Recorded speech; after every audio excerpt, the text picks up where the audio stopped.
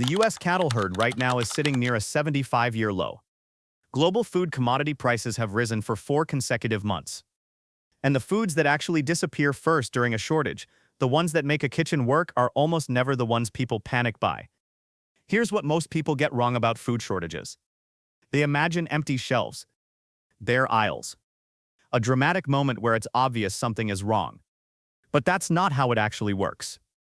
In almost every real supply disruption, the shelves still look full, right up until the moment they don't. The useful inventory leaves quietly, in layers. The value sizes disappear first. Then the store brands. Then the practical formats. What's left is the overpriced version nobody wanted, sitting there making the aisle look fine while the stuff that actually feeds a family is long gone. This is something the Amish have understood for generations. Their shopping logic doesn't start with what looks dramatic on a shelf. It starts with what keeps a kitchen running when the conditions around it get harder. That's a different kind of thinking, and it produces a very different list. In this video, we're going through the 13 foods the Amish buy first during food shortages. Not random pantry items. Not trendy survival foods. 13 specific categories chosen because they multiply, they preserve, they stretch, and they keep working when other foods stop making sense. And we're going to go through each one with the exact market signal that makes it matter right now, because this list isn't theoretical. Every item on it is under real pressure at this moment. If you find this kind of practical, numbers-backed breakdown useful, hitting subscribe takes 2 seconds and it tells us to keep making content like this. And stay with me through the whole list because item number 7 is one that might genuinely surprise you. It has nothing to do with the foods you normally associate with a shortage. And item 12 is something almost nobody puts on these lists, but the Amish have never once forgotten it. Let's go. Item 1. Flour, the base layer. In an Amish-style pantry, flour isn't a backup item. It is the base layer. And understanding why that matters is the first step to understanding how this entire list is built. Think about what flour actually does. It doesn't make one thing. It makes everything. Bread, biscuits, noodles, dumplings, pie crusts, gravies, pancakes, fried coatings. Flour is the ingredient that turns other foods into meals. It's what food scientists and emergency planners call a multiplier ingredient. One bag of flour plus leftover fat becomes biscuits. Plus broth becomes dumplings. Plus a few apples becomes a pie. Plus canned tomatoes becomes a thick skillet dinner. A single 25-pound bag of all-purpose flour, stored correctly, can carry a family of 4 through 6 to 8 weeks of daily cooking. That is not a single ingredient. That is a system. The fresh signal right now isn't one dramatic headline saying flour is gone. It's the grain picture getting quietly less comfortable. A significant portion of U.S. winter wheat country is back under drought pressure. Kansas, which is the heart of the winter wheat belt, has deteriorated fast. And the spring wheat outlook has also started looking more expensive at the farm level, as growers deal with higher input costs. Farm-level wheat prices have already ticked higher even though retail flour hasn't turned into a public panic story yet. That gap matters, because flour almost never disappears in one clean wave. It tightens quietly. First, the promotional pricing weakens. Then the store-brand bags and practical family sizes start thinning. The shelf technically still has product, but it's the premium bags, the odd sizes, the ones nobody actually wants for everyday baking. The useful flour is already gone before most people notice. Pro tip: buy unbleached all-purpose flour in 10-pound bags minimum. If you bake bread regularly, pick up bread flour separately. It has higher protein content and behaves differently in yeasted doughs. Don't mix them hoping for the same result. And once flour is in place, the ingredient that makes flour matter most is right behind it. Item 2. Sugar, the preservation enabler. Once flour becomes a priority, sugar is never far behind. But here is the thing most people miss about sugar on a shortage list. They think about it as a sweetener for desserts. In an Amish kitchen, that is almost beside the point. Sugar is a preservation agent. It is what turns fruit into jam that lasts 2 years. It is what makes a canning season possible. It is what builds the syrups that extend seasonal produce into a January meal. In a kitchen built around preserving what you grow, or what's available, sugar isn't backing up the baking section. It is enabling the entire storage system. The current market signal is very specific. USDA's food price outlook shows the sugar and sweets category running sharply higher year over year, and the category is still expected to stay elevated through 2026. At the same time, the domestic supply picture hasn't gotten more comfortable. Production issues in Florida, partly from an early cold event, took a hit on domestic output, and imports are now doing more of the balancing work. A balanced category and an abundant category are not the same thing. When a market is being stabilized rather than flooded, the shelf behavior tells you something important before any headline does. You start seeing fewer deep discount stacks. Standard bags disappear first. Store brands get picked over before name brands. The best value size sells out while the awkward sizes stay put. Pro tip: 25 pounds of plain white granulated sugar covers roughly one full canning season for a family of 4. That's your baseline. Don't buy flavored sugars or powdered sugar thinking they'll substitute cleanly. They won't in canning applications. And once flour and sugar are covered, the next item that practical buyers watch is the fat shelf. Item 3. Shortening. The silent support beam. After flour and sugar, the next thing that matters in a real working kitchen is fat.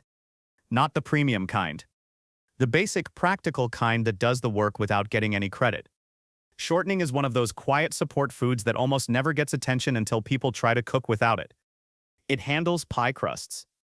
It makes biscuits flake. It takes frying to the right temperature without burning. It's the fat that works in big batch cooking, in high heat situations and in situations where butter isn't practical or available. In a household that bakes regularly and cooks from scratch, shortening disappears faster than people realize, and it's harder to replace than people think. The fresh signal here is stronger than it looks. Global vegetable oil prices pushed back up to their highest level since June 2022, according to tracking data from early 2025. At the same time, the domestic producer price index for shortening cooking oil and margarine also jumped. That doesn't mean every tub on every shelf is going to disappear overnight. But what it tells you is that the pressure underneath the retail shelf has been building, and oils and shortening tend to tighten through pricing and promotion changes long before the aisle looks obviously damaged. One week the sales are thinner. Then the store brand jugs are gone.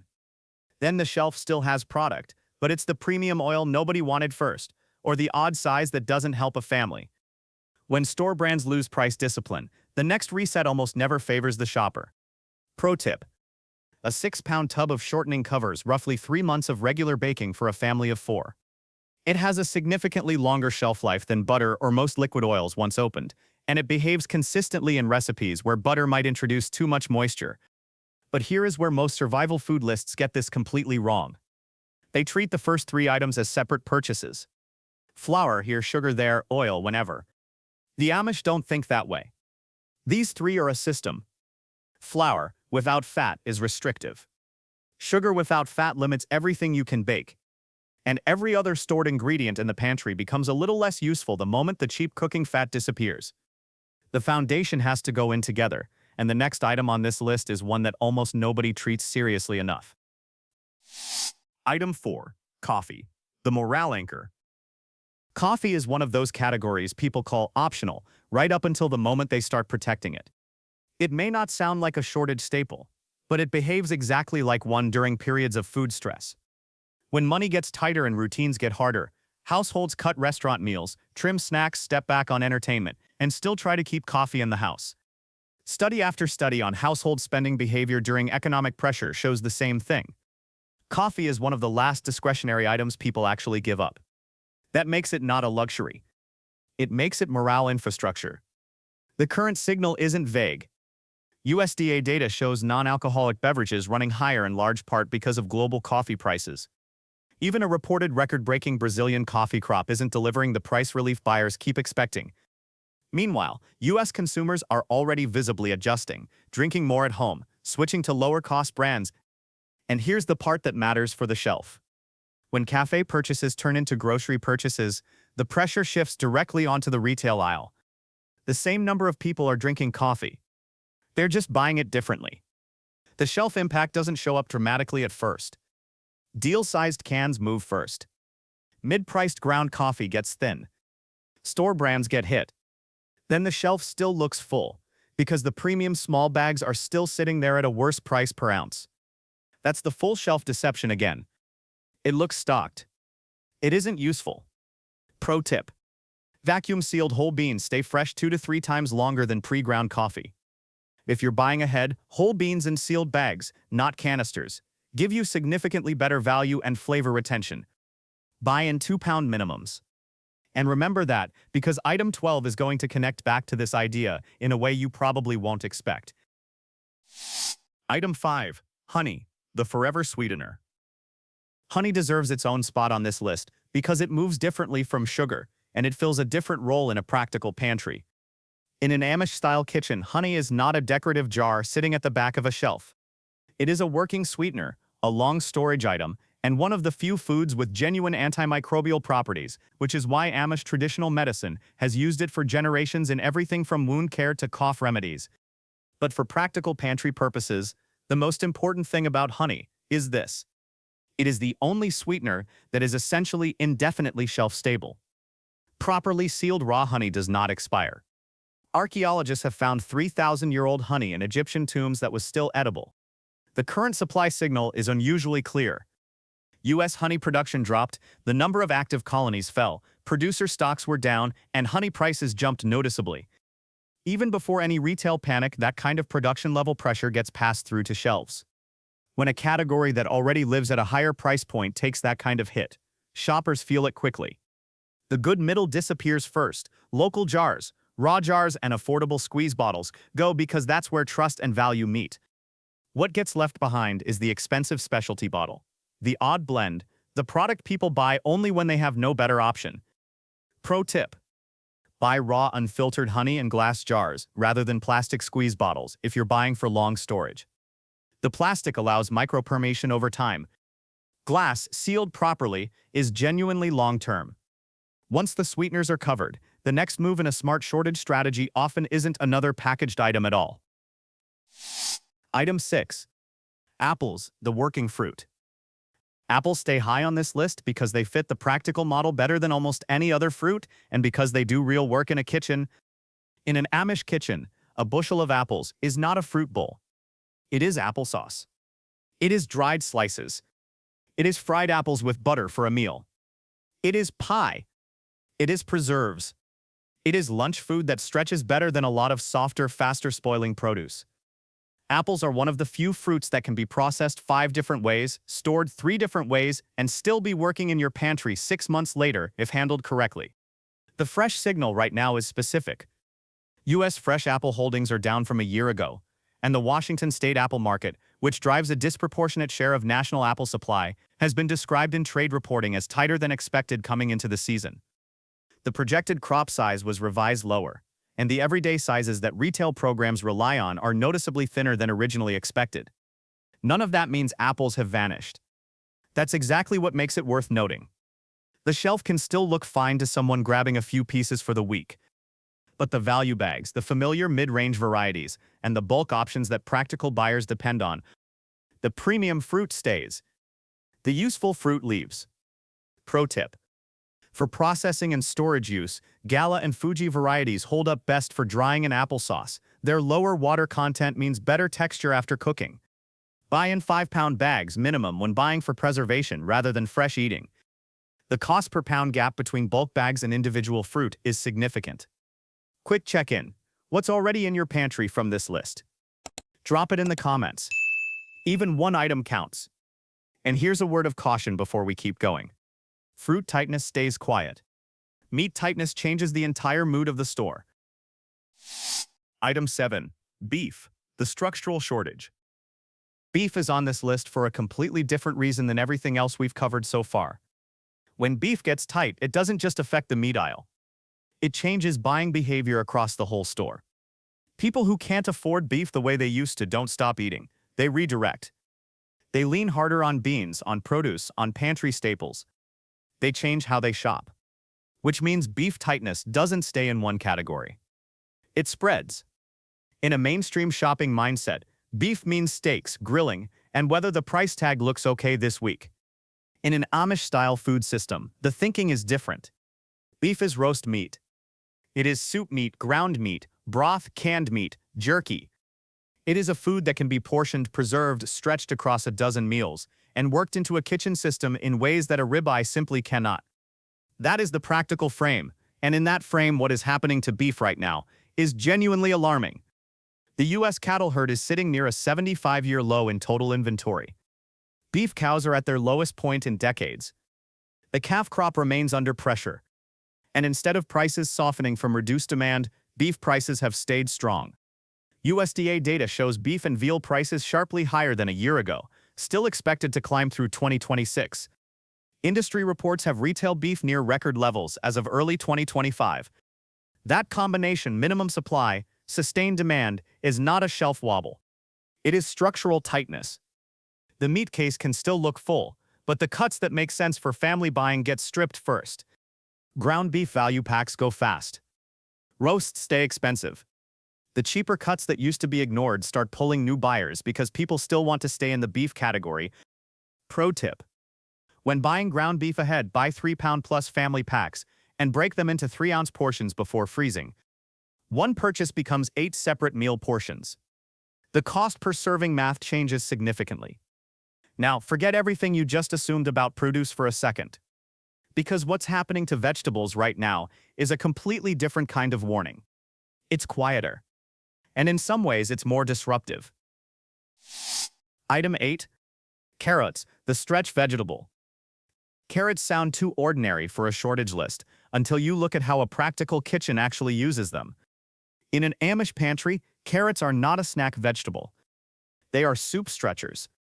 They are the roast pan filler that makes a smaller piece of beef feel like a full meal. They are stew builders, jar vegetables, and one of the most efficient ways to add volume and nutrition to a dish without adding cost. When beef is expensive and you need to make a pound of it feel like 2, carrots are part of that equation. Every time. The current signal on carrots is specific and current. California weather, which drives the national carrot supply, has produced a challenging growing season. Freezes, harvest delays, and rain events have pushed tight supply across baby carrots, cellos, and jumbos. Market reports from the late winter 2025 season showed limited availability, with buyers being asked to place orders well ahead of time because supply was expected to stay tight into spring. In some product formats, buyers were operating under pro-rate allocations, which means even willing buyers couldn't always get what they ordered.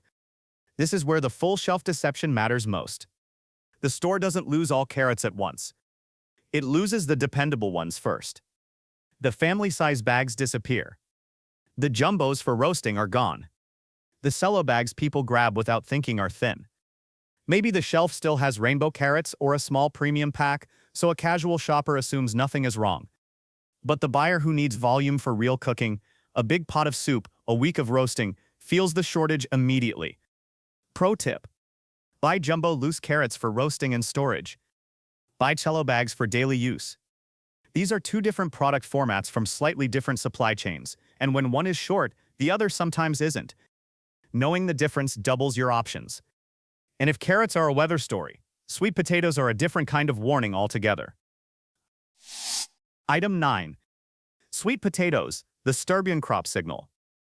Sweet potatoes climb up the list when people start paying attention to storage crops, which is exactly what Amish buyers do, and what most casual shoppers never think to do. In a practical pantry, sweet potatoes bridge fresh cooking and longer keeping without becoming a specialty item.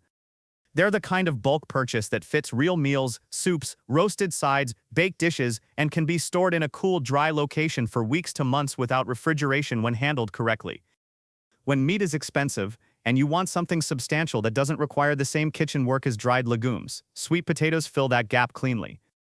The fresh signal is coming out of North Carolina, which produces the majority of U.S. sweet potatoes. Supply has been tightening because the shorter 2024 crop was hit by tropical storm damage, and the 2025 crop has had to do extra work catching up from that earlier deficit. On top of that, seasonal demand ran stronger than expected. Sellers in the trade have already been describing tighter supply ahead, the possibility of size trade-offs, and prices inching upward. The warning here is arriving in the most believable form possible. The crop is there, but the easy version of the crop is fading. The bins may still look decent, but the sizes people want get less consistent. The better-looking bulk pieces disappear first. Stores switch to mixed bags, smaller assortments, less predictable quality. Pro tip: buy medium-sized sweet potatoes, roughly baseball-sized, rather than the large ones. Medium sweet potatoes cure and store better than large ones, they cook more evenly, and they're almost always the last size to go thin when supply tightens. Right now, the large sizes are the first to disappear. And right beside root crops like this, one of the most classic volume foods in all of traditional cooking starts climbing fast. Item 10. Cabbage, the fermentation anchor. Cabbage is one of the most underrated shortage foods on this list. And the reason goes far deeper than most people realize. In a casual kitchen, cabbage is a side dish. In an Amish kitchen, cabbage is something else entirely. One large head isn't one meal. It is coleslaw, soup, skillet food, fried cabbage with onions, and smoked sausage, a fermented jar that will still be useful 4 months from now, and a volume extender that stretches more expensive ingredients without making the meal feel thin. But the single most important role cabbage has played in Amish food culture historically is fermentation. Sauerkraut fermented cabbage was the foundational preservation food of early Amish communities. It was how winter vegetables survived in a pre-refrigeration kitchen. It was how a family with a large head of cabbage in September was still eating fermented greens in February. That history matters now because the current market signal is active. Late March produce reports showed green cabbage tightening, Napa cabbage supplies tight with markets increasing, and red cabbage supplies described as light. Earlier market updates had also flagged intermittent supply gaps, weather pressure and pest issues affecting these same categories. The tightening is happening by type, which is significant because it means the predictability of the category is breaking down. Cabbage shortages are sneaky. The display can still look full with 3 or 4 heads sitting there. A casual shopper sees cabbage and keeps walking. A practical buyer notices that the better sizes are gone, the value is worse, Napa is missing, red is spotty. Pro tip: when buying cabbage for fermentation or bulk cooking, pick heads that feel dense and heavy for their size. Light, loose-leafed heads don't ferment as well and don't store as long. Density is quality in this vegetable. We're almost at the end of this list. But items 11, 12, and 13 are the ones almost nobody is talking about. And they might be the most important 3 on here. Item 11. Tomato products, the pantry binder. Tomato products finish the first section of this list because they connect almost everything else in a practical pantry. In a serious home kitchen, tomatoes are not fresh slices for sandwiches. They are canned tomatoes. Paste, sauce, chili base, soup base, stew builder, salsa, and the shortcut that turns yesterday's leftovers into a complete meal tonight. Take tomato products off the shelf of a well-stocked kitchen, and a significant number of everyday recipes stop working cleanly. The structural signal under this category right now is striking. California processing tomato contracts for 2026 are down sharply, and acreage has reportedly slipped below a level the industry hasn't seen in more than half a century. The reason isn't a single disaster. Processors are still working through inventory from heavy buying years, and growers are facing higher water, fuel, and fertilizer costs that are making acreage expansion less attractive. At the same time, the fresh side of the tomato market has had its own disruptions. Weather issues in Mexico and Florida created shortages and price volatility earlier in the season, and late March market updates were still describing fresh tomatoes as inconsistent through April. That is pressure from 2 directions at once. And on the shelf, it almost never shows up as a dramatic empty aisle. It shows up in layers. First, the deep promotions on pasta sauce aren't as deep. Then private label diced tomatoes or paste get spotty. One concise is easy to find while another is gone. The sauce shelf looks full because the slow-moving specialty flavors are still sitting there. The plain jar people actually cook with is the one that's gone. Pro tip: tomato paste in tubes, rather than small cans, has a 45-day open shelf life once refrigerated, compared to about 5 days for an open can. For regular cooking use, tubes give you dramatically better value with less waste. Keep both in stock, cans for big batch cooking, tubes for daily recipes. That's 11. But remember, the title of this video said 13. The next 2 are the ones that almost never make these lists. And they should have been on every list all along. Item 12. Salt, the preservation foundation. Salt is almost never on shortage lists. And that tells you everything you need to know about why it should be at the top of one. People take salt for granted the same way they take water for granted. It's always there. It's always cheap. It's always in the cabinet. Until it isn't, or more precisely, until the specific type you need isn't. Because there is a critical distinction that most people don't know, and that the Amish have always known. In an Amish preservation kitchen, salt is not table salt. It is canning and pickling salt, pure sodium chloride, with no additives, no iodine, no anti-caking agents. And that distinction is non-negotiable. Iodized table salt will discolor fermented vegetables, inhibit beneficial bacteria in a fermentation crock, and produce cloudy. If you try to make sauerkraut with table salt, you will get substandard sauerkraut. If you try to cure meat with iodized salt, the result will be inferior and potentially unsafe. Canning salt and pickling salt are a separate product category, and they are a specialty purchase that moves much faster than people expect when shortage awareness starts rising. The historical weight of this item is significant. In pre-refrigeration Amish homesteads, the salt cellar was one of the most carefully maintained stores in the household. Salt made preserved meat possible. Salt made fermented vegetables possible. Salt made dairy preservation possible. Without it, nothing else in the preservation system could function. Every item we have covered in this list, the canned tomatoes, the fermented cabbage, the honey-preserved fruit, the cured beef, salt sits underneath all of it as the enabling foundation. Now here is the connection I promised back when we were talking about coffee. Remember that? The idea that when households shift from cafe spending to home production, the pressure changes?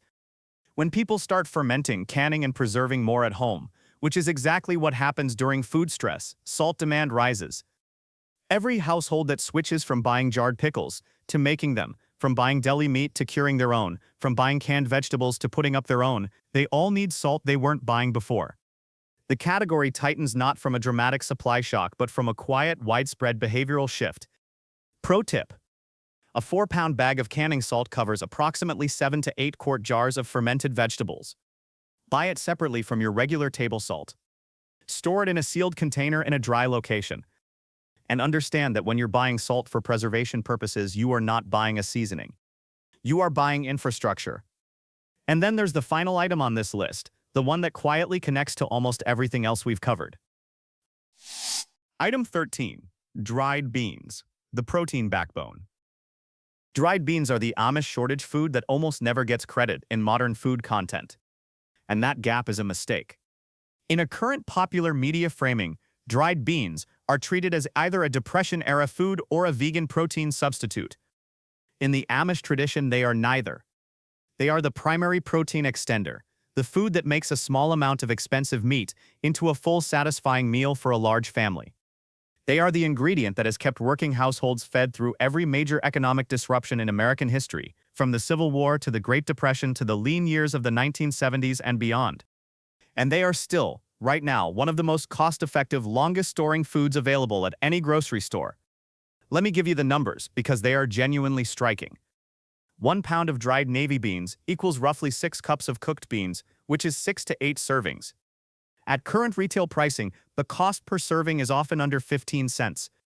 That makes dried beans the single most cost-efficient protein source on this entire list, and one of the most cost-efficient protein sources at any grocery store. According to USDA nutritional data, 1 cup of cooked navy beans provides 15 grams of protein and 19 grams of fiber, nutritionally comparable to many meat servings for a tiny fraction of the cost. And the shelf life claim is not marketing language. Pinto, navy, black, and kidney beans, when stored in sealed containers with oxygen absorbers, no other affordable protein source comes close to that number. The Amish relationship with beans is also worth understanding historically. There is a traditional Amish dish called Monday soup, sometimes called simply bean soup, that was historically made from Sunday's leftover ham bone, simmered overnight, and combined with a pound of soaked navy beans. The meal wasn't a recipe born from creativity. It was a system born from resource management. The expensive protein ham stretched into a second full meal for a large family. The cheap protein beans made that possible. It is one of the most elegant examples of what Amish practical cooking actually looks like, not frugality for its own sake. The current market signal on dried beans is less dramatic than some categories on this list, but still real. Retail prices for dried beans have risen faster than canned beans in recent months, driven by processing costs and packaging inflation. The category is not in crisis, but it is no longer the deeply discounted ignored staple it was 2 years ago.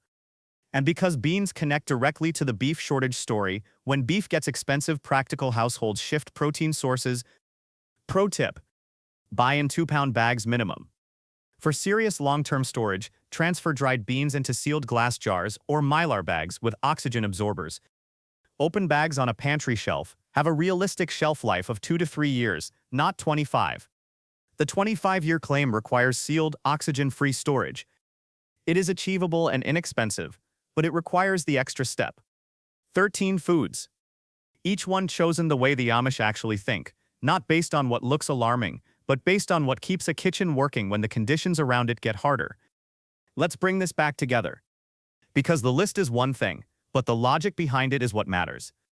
The Amish don't buy these foods because they are panicking. They buy them because they understand something that most modern shoppers have forgotten. The shelf looks fine right up until it doesn't. The full shelf deception works every time, because by the time the aisle is visibly empty, the people who bought early have already moved on to something else. The people who waited are fighting over what's left. Every item on this list shares a set of qualities. Multiplayer foods: flour, salt, dried beans that make 5 other foods more useful. Preservation enablers: sugar, honey, shortening, canning salt, that turn fresh or seasonal produce into long storage value. Volume stretchers: carrots, cabbage, sweet potatoes, apples, that make expensive proteins feed twice as many people. And structural staples: beef, coffee, tomato products, that anchor household routines and meal systems in ways that smaller individual foods can't. You don't need to buy all 13 of these this week. That's not the point. The point is to look at your kitchen right now and ask which 3 or 4 of these are actually foundational to how you cook. Then ask whether you have enough of those to absorb a week of disruption, a month of tighter supply, a season of higher prices. If the answer is no, that's your starting point. And remember the pattern we talked about. Prices don't announce themselves. Supply doesn't disappear in one clean moment. It tightens in layers. Promotional pricing gets weaker, store brands thin out, the useful formats disappear while the shelf still technically looks stocked. That is the moment practical buyers move. Not when the aisle is empty. When the value is already leaving. Drop a 1 in the comments right now if you're going to grab at least one of these this week. I read every one. And if this kind of practical market-backed breakdown is useful to you, the kind that gives you actual numbers and actual reasons instead of just telling you to be scared, subscribing genuinely helps us know to keep making it. It takes 2 seconds, and it means you won't miss what we put out next. Because in the next video, we are going to cover something that connects directly to this list. The 9 tools the Amish use to preserve food without electricity, from fermentation crocks to smoke-curing setups to root cellaring systems. And number 4 on that list is something you can build yourself, at home, for under $20. It changes the entire math on how much preserved food a household can realistically produce. That one is coming soon. Stay practical. Stay ahead. And we'll see you in the next one.